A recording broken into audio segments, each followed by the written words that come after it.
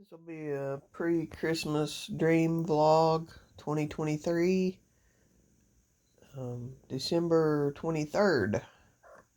This is Saturday morning, and this is just me recording a dream I had to have it documented and so that I can study it and see if there's anything I need to think deeply about. And the reason I'm putting this on a vlog is because I do think that there's something to it. Hadn't recorded any dreams in a few weeks. I have woke up with a couple different ones I could remember, but sometimes they just seem so silly. I don't know. Sometimes it just seems like it's a bunch of stuff that don't have any meaning, but, nothing in the book here means anything. This is just something for me to, focus on so that I don't put the camera on myself because I'm not ready for camera. This is early in the morning, 6 o'clock. Just recording my dream. Christmas has always been a rough time for me since 1991. 1990 is the last Christmas we had with my dad. And he passed away just a few weeks later. January 14th, 1991. That Christmas was really rough. Dad was very sick. My brother-in-law was very injured in a coal mine accident. I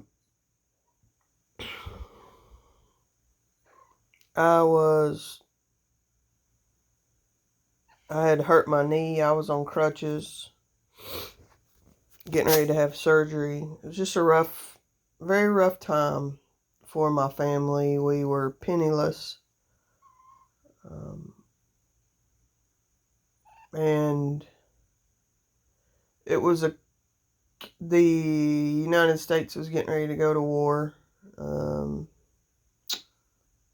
George the first Bush. So it was, I can't remember if it was the Gulf War. It was when they lied about the babies in the incubators and all that. So it was a really rough time. And, so it was bittersweet because now that has been in my life, in my memory ever since then, all those years, going on 32, 33 years now. And when my dad passed, and I'll get back to the dream here in a minute. And the reason I'm telling you all this is backstory to me having the dream that I had.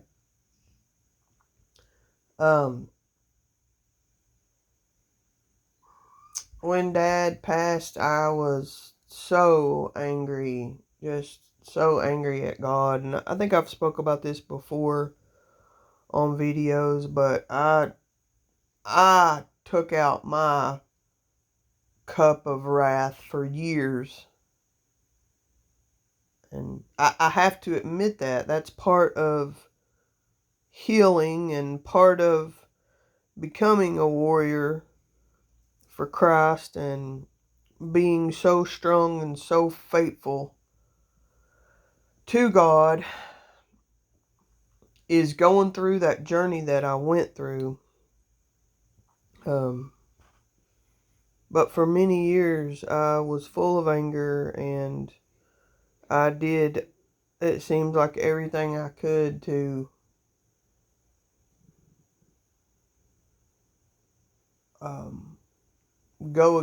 to rail against the Almighty. And what I didn't realize all those years, or I guess I didn't even consider, or I did consider and I didn't care because I was angry. I don't know. I mean, I probably was angry at my dad as well, even though it wasn't He didn't do anything to take his own life. He had a horrible heart problem and he was on the transplant list waiting for a heart. But I guess I was angry at him too for leaving us so young, me being 18, my brother 14, and then my older siblings 24, 26, 28.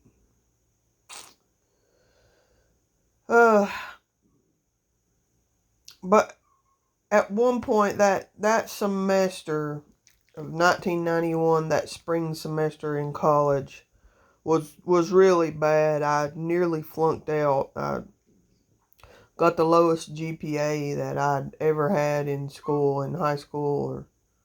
Of course, that was only my second semester of college, but I think I ended up with like a 2.2,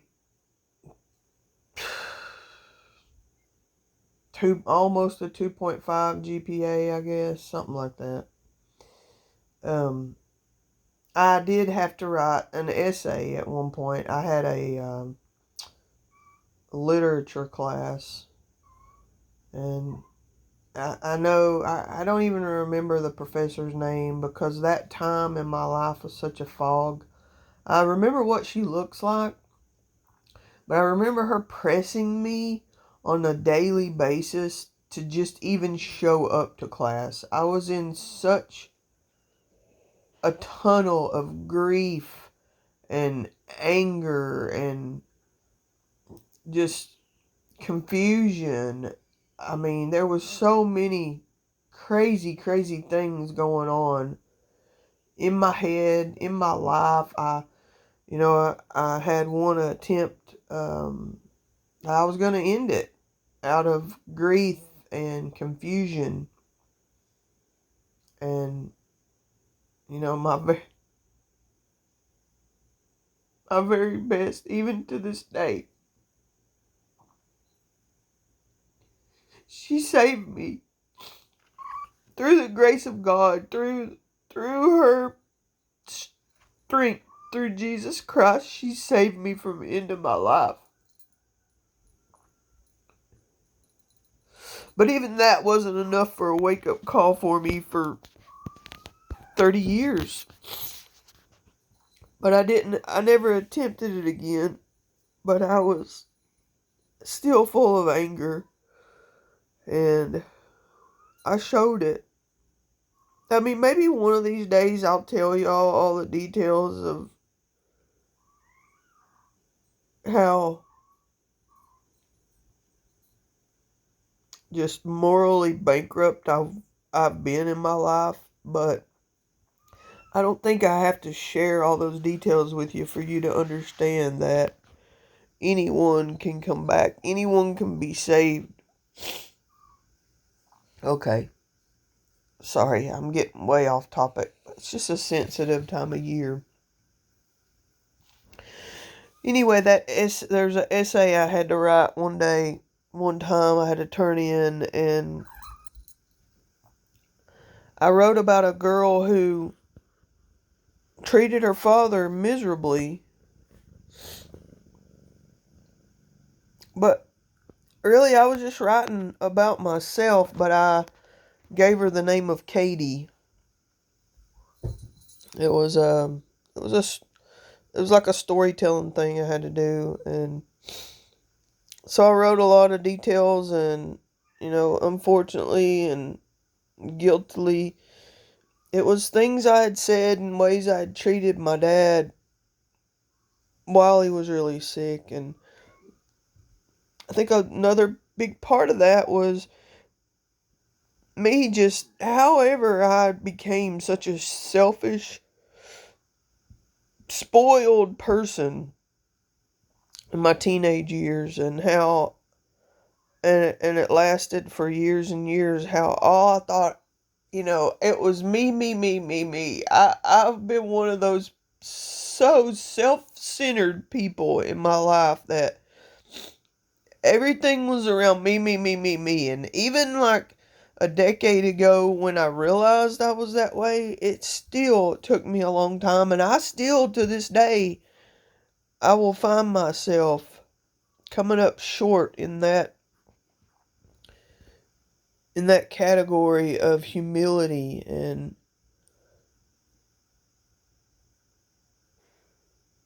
just trying to put other people always before myself, because I spent so much time in my life putting myself before anyone else. And that's what I did to my dad, even in those last years. I was such a selfish, horrible person, and I would put myself before him. And I was bad, and I was wrong, and I was angry, and I was mean, and I had no reason to be whatsoever. I was so blessed. I had the most blessed childhood anyone could ever ask for. I lived in the middle of nowhere. We played, we ran, we could go. I'd go 20 miles a day away from my home at age 12, 13 years old, and there was no worry. Because I grew up in such a wonderful, blessed part of the country. And I had it all. I mean, my dad provided me with a vehicle at 16 years old. And in fact, I even had my choice between what vehicle I wanted. And then when I lost him, it was just like my selfish, greedy self, just confused and up in the air and not knowing what to do with my life.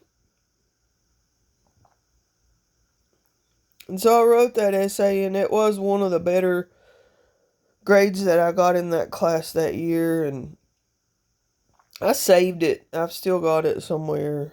But I hadn't thought of it in a long time. And then last night, and let me preface by saying, yesterday evening I was out with the chickens and I saw a couple neighbor kids, and one of the boys told me, said, "Hey, check out this new app on my phone. It's called Buzz. It's like a walkie-talkie. We can talk. I can talk to my mom like a walkie-talkie instead of being on the phone." And he showed it to me, and he goes, "Mom's sick. She's got a sore throat, earache, all this." And I was like, "Oh man, that's too bad." And then she got on the walkie-talkie and was like, "Yeah, I'm laid up on the couch." And I was like, "Hey, I'm gonna send you over some of my Kentucky cough syrup." Side note, if you haven't seen that video, go back and watch my last video before this one. It's 26 some minutes, but I go over step by step how to make this wonderful elixir that will heal what's ailing you. If you see that video, you'll see that I had a sore throat Tuesday night into Wednesday, and I made myself that Kentucky cough syrup. So go check that video out if you need a drink. But anyway, I told her, I said, "Hey," I said, "let me go. I got some of my Kentucky cough syrup left, and I'll send you a cup." And so I told her son to meet me out front, and I was going to come and get it for her. And so I did, and I gave it to her, and, you know, told her what was in it and stuff. So I did have that instance before this dream yesterday evening, and having a sick mom and me interacting with a child. Okay, and so then I go to sleep, and it's probably about, I don't know, I think it was like more towards the morning time, maybe 3 something, 4 something, because I know I'd gotten up and went to the restroom and stuff, and came back and went back to sleep. And I dreamed that I was with my mom. We were in like it was almost like a airport waiting area or something. I don't know, I couldn't see any planes, but it's definitely some kind of big large venue like that. Maybe a mall, but I didn't see any stores. I just know that she and I were in a really huge lobby type waiting area. Like we were waiting for somebody else. Huh. Maybe it was like an airport, and then it symbolizes like we were waiting on my dad. I don't know. Anyway, and this lady and three children walk in, and I immediately recognize her, and the kids run up to me, and she's looking really pale, and the older little boy, he's carrying like the baby still in diapers, and then there's a little girl, maybe the boy's probably about 8 or so, and then the little girl's maybe like 3, and they walk up and they immediately know me. We know each other, and they say, Mommy's sick. And she just takes off flying towards the bathroom, and she's like, can you watch my kids? And so I tell my mom, I'm like, this is Katie, who I was telling you about. And I was like, Katie, what's wrong? And she was just, you could just tell she was really sick. And so I asked Mom, I was like, Mom, just watch these kids. I'm going to go see if there's anything I can do for her. And so I go into this bathroom, and it's like a real long hallway to get into the bathroom. And then I could hear her before I didn't ever see her because she was in the stall, but you could just tell it was someone who was really, really ill, making just all kinds of different sounds and stuff, and just crying and saying, why me, why me? And I was like, hey, what's going on? Do you think you have some kind of virus or something? Can I get you a drink of water? What can I do? Is there anything I can do? And I just remember she didn't like say it out loud, but it was almost like I just knew what she was thinking. And she was thinking to herself, I'm having a heart attack. And I can remember, I said, Katie, you're too young, you're too healthy, you're not having a heart attack. And then I remembered, like, one time in my life when I was supposed to be going to a bowling tournament, and I got real, real sick. And I said, no, there's no way I'm going. And I went in the bathroom where I lived, and I mean, I thought for sure maybe I had a heart attack that day. I don't know, but I just remember that was one of the most sick times of my life, was the way I felt that day. And I think that this Katie in my dream, she was feeling that way. Like I could just hear the different kinds of noises of her behind the stall. You could tell she was like trying to get all of her clothes off. You know, it's that really, really hot sweat you have when you have like the flu or a virus or something, and you're just miserable. Your stomach's miserable, your head, it's just a miserable feeling. And I could tell that's how she was feeling in the stall. But she wouldn't respond to me. And a lot of people are like that when they're really, really sick. A lot of people don't want anybody talking to them. And